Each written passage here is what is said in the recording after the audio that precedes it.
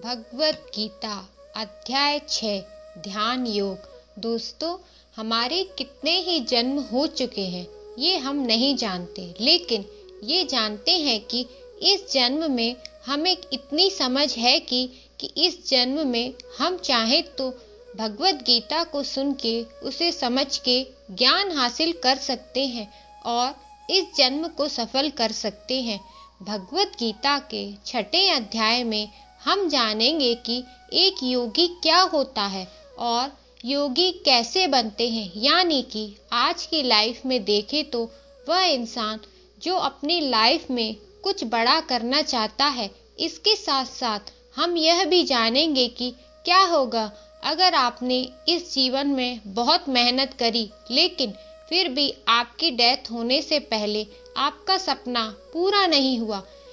श्री कृष्ण कहते हैं, हे अर्जुन, केवल संसार में अपने सांसारिक कर्मों को त्यागने वाला ही योगी नहीं होता, बल्कि जो व्यक्ति करने योग्य सब काम को करता हुआ उसके फल का लालच नहीं करता है, वही असली योगी कहलाता है।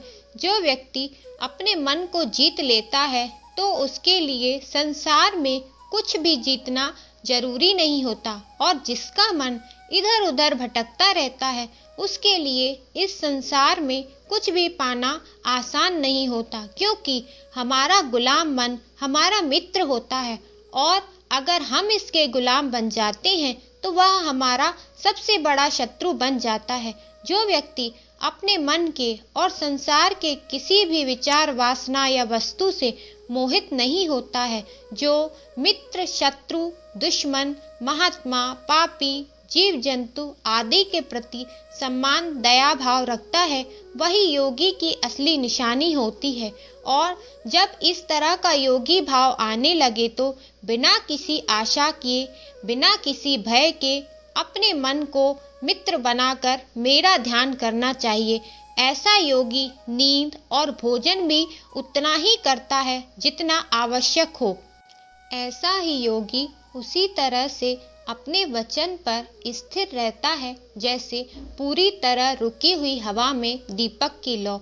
जब जब भी उसका मन भटके तब तब उसको उस इच्छा को वश में करके फिर से मन को केंद्रित करना आना चाहिए। और जब योगी इस संपूर्ण ध्यान की अवस्था में आ जाता है तो बड़े से बड़ा दुख भी उसको उसके स्थान से नीचे नहीं गिरा सकता।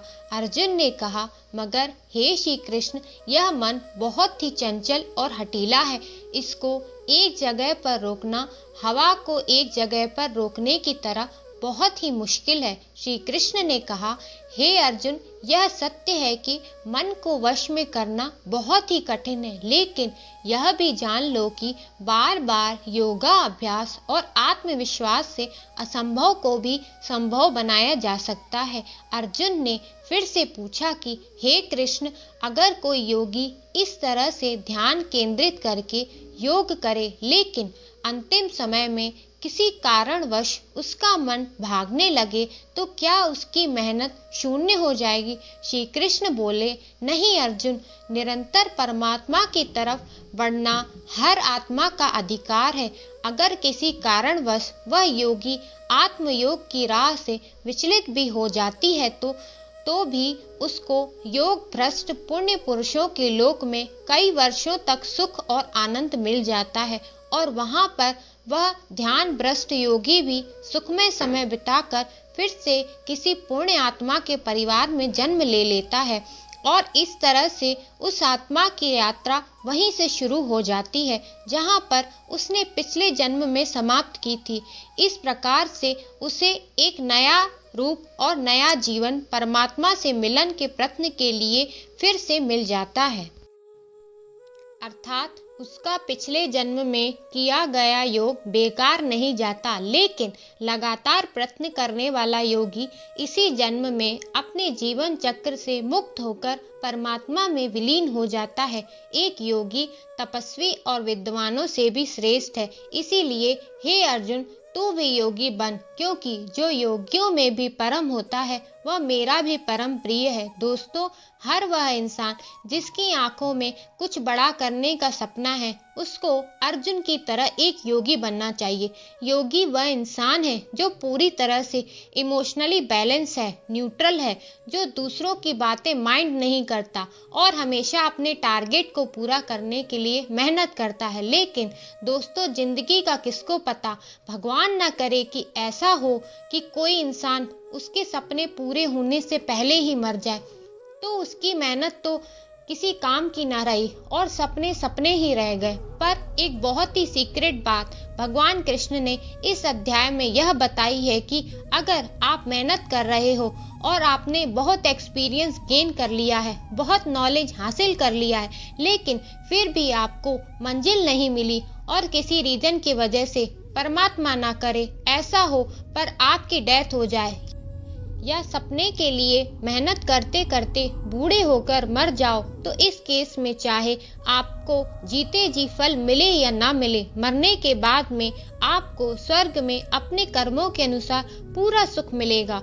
और जब आपके अच्छे कर्म का बैलेंस खत्म हो जाएगा तो आखिर में धरती पर जन्म लेकर आओगे और बाय नेचर आप ऐसे माहौल या घर में जन्म लोगे जिसमें आपको पिछले जन्म के ज्ञान वाला लेवल नेचुरल ही मिल जाएगा।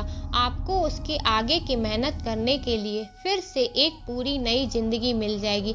ऐसा मैं नहीं, स्वयं श्री कृष्ण ने योगी के बारे में बताते हुए इस गीता के 6 चैप्टर के श्लोक नंबर 35 से लेकर श्लोक नंबर 45 तक यही बात कही है और यह भी कहा है कि यह उनके लिए एप्लीकेबल है जो सच में बहुत बहुत मेहनत करते हैं, जो अपने हर जन्म में योग की कोशिश करता रहता है। वो एक दिन परम गति को जरूर प्राप्त होता है। कर्मों का जो खाता होता है उसको आप हमारे बैंक बैलेंस की तरह ही समझिए, अच्छा जमा होता रहता है और बुरा घटता रहता है। हर जन्म के संस्कार इस खाते में जमा हो रहे हैं। श्री कृष्ण कहते हैं, लगातार कोशिश करने वाले को एक ना एक दिन उसका फल जरूर मिलता है। श्री कृष्ण कहते हैं, योगी तपस्वियों से भी श्रेष्ठ होता है, तुम योगी बनो। श्री कृष्ण योग और योगी की महिमा का डिस्क्रिप्शन देते हुए कहते हैं कि योगी सबसे बड़ा है। कितनी ही कोई तपस्या क्यों न कर ले, शास्त्रों का ज्ञान हासिल क्यों न कर ले, कितनी भी सकाम कर्म क्यों न कर ले, लेकिन योगी की बराबरी कभी नहीं कर सकता। कृष्ण चाहते हैं अर्जुन योगी बने। दोस्तों, हमें भी योग को समझकर उसे अपने जीवन में उतारकर योगी बनने की कोशिश करनी चाहिए। दोस्तों, ये था चैप्टर 6 जिसमें श्री कृष्ण ने योग और योगी की विशेषता के बारे में बताया है, हमें समझाया है कि योग क्या होता है, कैसे होता है, और अगर हम इसे शुरू कर दें तो हमारे कई जन्मों तक यह चलता रहता है और हमें परम धाम की प्राप्ति होती है।